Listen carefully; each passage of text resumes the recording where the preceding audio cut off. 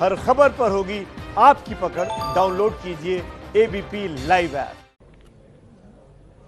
देखिए, नेपाल में बवाल का असर जो है वो सीमा पर दिख रहा है। भारत से सटी उसकी सीमा पर अब तनाव दिख रहा है। चीन के इशारे पर नेपाल जो कर रहा है उसमें वो खुद फंसता जा रहा है। आप तक सही खबर पहुंचाने के लिए एबीपी न्यूज संवाददाता बॉर्डर पर हैं। सबसे पहले नेपाल बॉर्डर से निधि श्री की रिपोर्ट आपको दिखाते हैं। सत्ता और चीन के बीच फंसी नेपाल की जनता।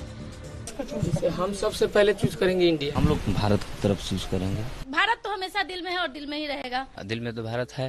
दिल में तो हम लोग सोचते हैं कि इंडिया हो जाए। कि दिल में क्या बसता है? मुझे इंडिया। जनता की भावनाओं को नहीं समझ रहा नेपाल का निजाम। चावल भी 2 किलो किनना पड़ेगा तो हम इंडिया से ही ले जाते हैं। दवा लाने के लिए हम लोग इंडिया जाते हैं। जोड़ने का काम कोई नहीं करता, तोड़ने का काम हर कोई करता है। ये नहीं है कि संबंध से फर्क पड़ेगा, हर चीज से फर्क पड़ जाएगा। एबीपी न्यूज संवाददाता निधि श्री झा से नेपाल के लोगों ने की मन की बात। नेपाल की जनता ने नमक से नमक हलाली तक सब कुछ बताया। विवाद के बीच न तो नेपाल के लोगों की दाल गल रही है और न चावल पीले हो रहे हैं। दवाओं के पर्चे पर नाम है पर दवा नहीं है। समझिए कैसे नेपाल में बिन भारत सब सून है। निधि श्री झा से एबीपी न्यूज संवाददाता निधि श्री झा नेपाल के सरलाही जिले के फेनहारा गांव पहुंची ताकि चीन की चालबाजियों में फंस चुके नेपाल के निजाम को उनके आवाम की आवाज सुनाई दे। जो नमक होता है ना, नमक भी इंडिया का ही खाते हैं। इंडिया से ही आता है नमक। यहाँ जितना भी तराई में जितना भी आदमी है वो सब इंडिया से ही जीता है। जो मिल रहा है वो 5 गुना महंगा है। 15 रुपए किलो का नमक 60 रुपए किलो तक पहुँचने का दावा है। लेकिन नेपाल की सरकार अभी भी जनता की भावनाओं को नहीं समझ रही। कोई सामान लेना भी होता है, जैसे धागा, छोटा सा धागा है तो नेपाल में जाते तो 7-8 रुपया में मिलता है, इंडिया में जाते तो 3 रुपया में। तो जैसे हमारे गाँव सिलाई भी है तो इंडिया में यहाँ पे बैठे तो 480 मिलता है, नेपाल में 500 नेपाली मिलता है। तो हम लोग कैसे जिएंगे? लेकिन अब नेपाल की सरकार का ताना बाना चीनी धागे से बुना जा रहा है जो नेपाल की जनता को चुभ रहा है। पर सरकार चीनी चादर में ढक चुकी। चाइनीज सामान से तो हमारा कुछ सहूलियत है नहीं, जैसे इसलिए कि चाइना को हम कुछ जानते ही नहीं है तो हम चाइना के नाम क्यों लूं? नेपाल से हमारा जो संबंध है, जो हमारा खाना भी, चावल भी 2 किलो किनना पड़ेगा तो हम इंडिया से ही ले जाते हैं। तो चाइना तो हम नहीं जा सकते, काठमांडू थोड़ी जा सकते, पहाड़ टप कर थोड़ी जा सकते। इसलिए कि हमारा ये दोनों है तो हम यहाँ पर चल कर जा सकते, फिर चाइना में नहीं जा सकते, इसलिए कि हमारा चाइना से कोई संबंध नहीं है। नेपाल के लोग चीन से कोई संबंध नहीं रखना चाहते। नेपाल के तराई क्षेत्र में रहने वाले लोग, जिनको मध्यदेशी या ठेठ में मधेशी कहते हैं, ये चीन के मुकाबले भारत से इनकी संस्कृतियां ज्यादा मिलती हैं। रहने का ढंग हो, खाने पीने का ढंग हो, भाषा हो, ये सब कुछ भारत से मिलता है। और ऐसे में जब नेपाल और भारत के बीच तलखियों की खबरें आई तो सबसे ज्यादा ये लोग ही उदास दिखाई दे रहे हैं।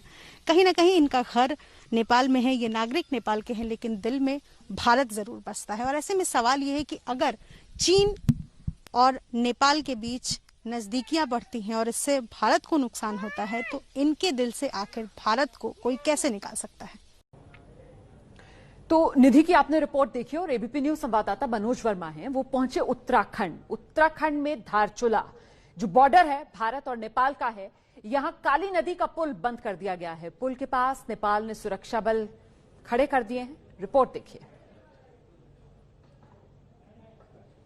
इस वक्त हम भारत और नेपाल बॉर्डर पर खड़े हुए हैं। मैं धारचूला में हूं और ये एकदम बॉर्डर है। यहां से आप देख सकते हैं कि काठमांडू 965 किलोमीटर नजर आ रहा है और ये वो रास्ता है जो नेपाल की तरफ जाता है। देखिए, ये काली नदी है। काली नदी का पुल पार करके आप नेपाल की तरफ जाएंगे और ये 60 मीटर की वो दूरी है जो दोनों देशों के बीच अब पार नहीं हो पा रही है।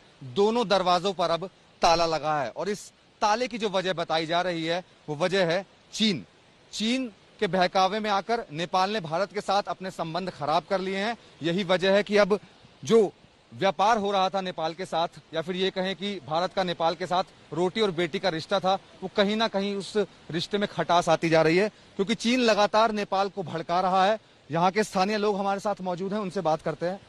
सर, कितना पारिवारिक और व्यापारिक रिश्ता था और कैसे वो खत्म होता जा रहा है? अब हमारे नेपाल इंडिया का तो काफी अच्छा संबंध था। जब से ये लॉकडाउन चला, पुल बंद हुआ, उसके बाद ये चाइना के बड़गांव में नेपाल वाले ने हमारे यहाँ पर काफ़ी पुल वुल बंद करके अपना सेना बॉर्डर में भेज के इंडिया के खिलाफ लोगों ने प्रदर्शन किया। और अभी तो फिलहाल तो अभी पुल बंद ही है, जब तक समझौता नहीं होता है तो पुल खुलना मुश्किल ही है। आप लोग यहाँ से आसानी से जाते थे, कोई कार्ड नहीं दिखाना होता था और सामने ही नेपाल है एकदम? हम यहाँ से बहुत ही इजीली जाते थे, नेपाल जाना आना में कोई कार्ड आर्ट की जरूरत नहीं थी। हम अपने जरूरतमंद सामान ला भी सकते हैं, ले जा भी सकते हैं। यहाँ से नेपाल आना जाने में कोई दिक्कत नहीं सर। क्या आपको लगता है कि नेपाल को क्या दिक्कतें आ रही होंगी? नेपाल को तो काफी दिक्कतें हैं। उसे बॉर्डर में रहते हैं नेपाली, उनको तो काफी दिक्कत, क्योंकि उनका रोजगार यही था।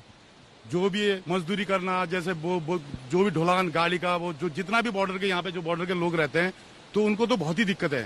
लेकिन जो हम बॉर्डर में रहते हैं, जो हम इंडियन आदमी है, हमें तो कोई दिक्कत नहीं है। पुल से हमें कोई दिक्कत नहीं है। पुल तो हमारे उससे कई सालों तक बंद रहे, हमें कोई फर्क नहीं पड़ेगा। लेकिन फर्क उनको पड़ेगा जो बॉर्डरों में। वहाँ तो ऐसा है कि अभी इस समय तो वहाँ उन्होंने कुछ लोगों ने वहाँ पे वीडियो भी वायरल कर रखा है कि भाई हमें इतनी दिक्कत आ रही नेपाल के अंदर। नेपाल गवर्नमेंट को कह रहे हैं कि हमें यहाँ रोटी नहीं मिल रहा, हमारा रोजगार क्या बोला इंडिया से था। जब से धारचूला से लिपुलेख तक सड़क बनी है, इसकी वजह से चीन बौखलाया हुआ है और वो लगातार नेपाल को भी भड़का रहा है और तभी से ये रास्ता जो है बंद है। इतना ही नहीं, जैसा कि हमने आपको बताया कि जो मालपा जगह है वहां पर जो नेपाल है उन्होंने अपना एक हेलीपैड भी बना लिया है। उसके अलावा वहां पर कुछ अपने टेंट भी लगाए हैं। तो चीन के बहकावे में लगातार नेपाल इस तरीके की हरकतें कर रहा है। लेकिन स्थानीय लोगों का यही कहना है कि अगर कुछ दिन तक और ऐसा चलता रहा तो सरहद पर रहने वाले लोगों के लिए बहुत ज्यादा दिक्कतें बढ़ जाएंगी जो नेपाल में रहते हैं। नेपाल बॉर्डर से कैमरामैन आदेश नायर के साथ मनोज वर्मा, एबीपी न्यूज, धारचूला।